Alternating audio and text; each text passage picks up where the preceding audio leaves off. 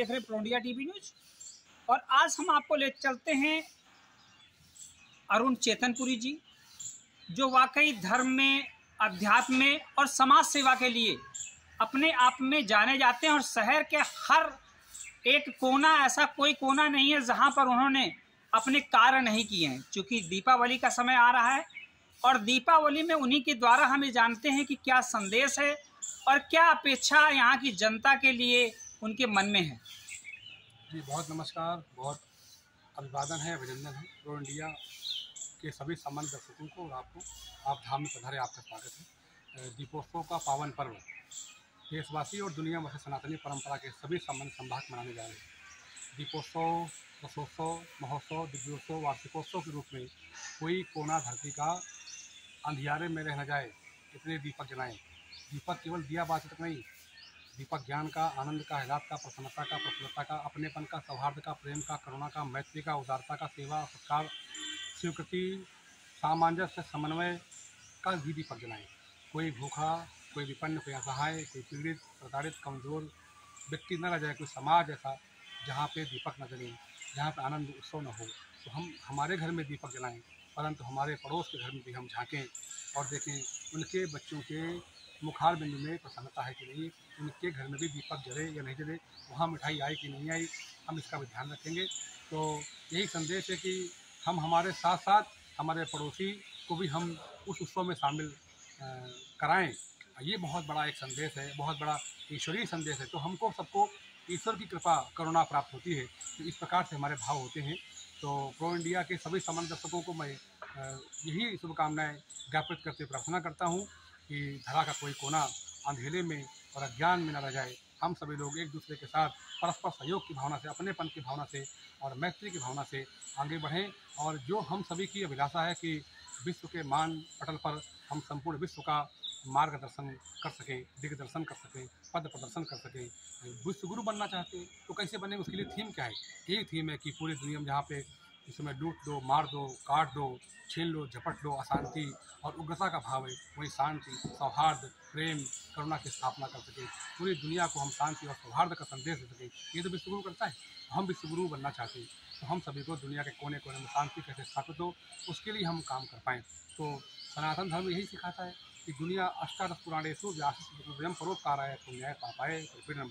जो पुराण हैं, वेद हैं, शास्त्र हैं, यही संदेश देते हैं कि मानव मात्र की सेवा हम कर पाएँ। यही संदेश है। तो आइए मिलकर दीपक जलाएं, धरा पे किसी कोने में कहीं किसी प्रकार का अंधियारा रहने जाए। बहुत बहुत साधुवाद, बहुत बहुत धन्यवाद। गुरु जी ने कहा कि जिस तरह के दीपक हम अपने हृदय में जलाते हैं, जिस तरह का दीपक हम अपने घर में जलाते हैं, उसी तरह अगर हमारे आसपास भी दीपक जलेगा तो निश्चित कहीं ना कहीं पड़ोस भी अगर प्रसन्न है तो कहीं ना कहीं हम भी प्रसन्न हैं। और इसी संभाव, इसी विचार से उन्होंने बहुत सारी रचनाएं की हैं। और जो देव दीपावली है उसके बीच में भी गुरु जी का एक विशेष कार्यक्रम आ रहा है, उसके बारे में भी हम लोग थोड़ा बहुत जानते हैं। देखिए, देवताओं की दीपावली होती है, हम जो मनुष्यों की धरती में दीपावली होती है कार्तिक अमावस्या को, कार्तिक पूर्णिमा को 15 दिन बाद देवताओं की दीपावली होती है। उसमें हम सभी का एक संस्था है, देव दिवाली समिति। उसमें जिला प्रशासन इन्वॉल्व है, सभी मठों के महंत उसमें संरक्षक हैं और लगभग 27 घाटों में हमारी अपनी समितियां हैं। और उन समितियों के सहयोग से 27 घाटों में जनपद कानपुर के लक्ष्मण घाट, तुलसी घाट, राम घाट, रानी घाट, भगवतदास घाट, भैरव घाट, आनंदेश्वर घाट, परमठ घाट, सिद्धनाथ घाट, शेखपुर घाट, देवड़ी घाट, ससैया घाट, भगवतदास घाट, गुप्तार घाट, इन प्रमुख घाटों में हम लोग दीपोत्सव करते हैं। प्रमुख हमारा कार्यक्रम होता है अटल घाट पे। 5-6 वर्ष हम लोगों ने ससैया घाट पे कार्यक्रम किया, पर 4-5 वर्षों से हम लोग अटल घाट पे मुख्य कार्यक्रम करते हैं, लंगर भी होते हैं। और उसके साथ साथ मैं ये भी आग्रह करता हूँ, जो हमारे अखिल भारतीय मठ मंदिर समन्वय समिति है, कि जहाँ जहाँ देव स्थान है, शिवालय हैं, देवालय हैं, आश्रम है, मठ मंदिर है, वहाँ भी हम जा करके और दीपोत्सव मनाएं। क्योंकि उस दिन देवताओं की दिवाली होती है, दीपावली होती है। तो मंदिर मठों को भी हम सजाएं संवारें और गंगा के घाटों की ओर आएँ, गंगा के घाटों को दीपों से सजाएं, रंगोली बनाएं, अपना तोरण द्वार लगाएं, धूप और दीप से उसको हम पूरे वातावरण को सुगंधित कर दें। परंतु हमारे मोहल्ले के मठों मंदिरों में भी हम जरूर जाएं और वहाँ भी हमारी श्रद्धा के अनुसार, जो भी हमारी श्रद्धा है, 1 दीपक, 5, 11 दीपक जला के, और वहाँ भी हम बच्चों को मिठाई बाँटें। यही देवताओं की परम दीपावली है। वाकई गुरु जी ने जो कहा वो अपने आप में कहीं ना कहीं भारत को विश्व गुरु की श्रेणी में लेकर जाता है और उस विश्व गुरु के पटल पर कहीं ना कहीं कानपुर का भी अपना बहुत बड़ा योगदान है, क्योंकि इसे द्वितीय काशी के रूप में, चूंकि सिद्धनाथ का स्थान ये है और वाकई द्वितीय काशी के रूप में स्थापित करने के लिए आप विगत कई वर्षों से एक आंदोलन भी चला रहे हैं। उस आंदोलन के बारे में भी आपसे हम जानते हैं।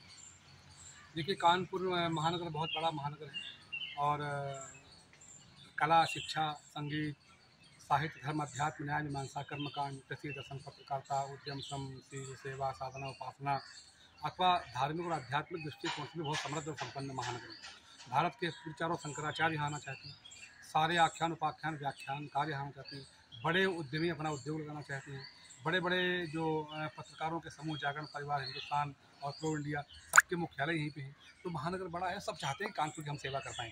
हम भी चाहते हैं कानपुर बहुत समृद्ध हो, सशक्त हो, मजबूत हो, राजनीतिक दृष्टिकोण से, सामाजिक, प्राकृतिक दृष्टिकोण से। गंगा और यमुना का पावन सानिध्य प्राप्त महानगर को दोनों माताओं ने, एक तरफ से गंगा मैया ने और एक तरफ से यमुना माता ने इसको अपना आशीर्वाद दे रखा है। तो हम चाहते हैं कि कानपुर बहुत समृद्ध हो। और कई बार जब देखने को मिलता है कि लोग, बाढ़ का पानी आया और लोग उसमें जूही पड़ नीचे डूब गए, तो मन को बड़ी पीड़ा होती है। कारण क्या है? उसके बहुत छोटे कारण है, राजनीतिक बात हम इसमें नहीं करना चाहेंगे, परंतु कहीं जो राजनीतिक उदासीनता शहर को झेलनी पड़ी है बहुत दुर्भाग्यपूर्ण है। अगर हम लोग ये मान चलें कि हमको कम से कम 17-18 घंटे महानगर की सेवा करनी है और कोई भी नाली में पन्नी नहीं दिखाई पड़नी चाहिए। बरसात आने से पहले हम एक नाली और नाले को साफ कर सकते हैं। 10,000 लोग बेरोजगार है, जहाँ पे संविदा और में श्रमिक के रूप में हम 10,000 लोगों को, युवाओं को हम काम दे सकते हैं अपने प्रयास से। भारत सरकार, स्टेट सरकार और लोकल शहर की सरकार के समन्वय से 10,000 युवाओं को हम काम दे सकते हैं रोजगार, मगर हमारा ध्यान उस ओर नहीं है। बेरोजगारी भी बढ़ रही है और नेता अपने परिवार, अपने पत्नी, अपने बच्चे, अपना बेटा, दामाद, अपने साड़ू सगे को ही केवल ध्यान उसका उतर रहे, आम जनता की उसका ध्यान नहीं है। ये बहुत दुर्भाग्यपूर्ण है। कानपुर इतना संपन्न शहर है, यहाँ के नेताओं को अच्छे नेता हैं बहुत, परंतु और अच्छे बनने की आवश्यकता है। हम सब लोग बना के समन्वय लोगों की सेवा कर सकते हैं, शहर को बहुत स्वच्छ और सुंदर और स्वस्थ बना सकते हैं, रोजगार के दृष्टिकोण से बहुत संपन्न बना सकते हैं, परंतु राजनीतिक सुदृढ़ इच्छा शक्ति की आवश्यकता है। उदासीनता यहाँ पर ठीक नहीं है। गुरु जी का ये संदेश था कहीं ना कहीं, और इस बंद संदेश में इन्होंने बताया कि हम निश्चित ही सभी का अगर सहयोग मिलेगा तो इसे भी हम काशी प्रथम और काशी द्वितीय के रूप में विश्व पटल पर उसी तरह से स्थापित करेंगे जिस तरह से प्राचीन काल में थी। बने रहे प्रो इंडिया टीवी न्यूज के साथ। धन्यवाद।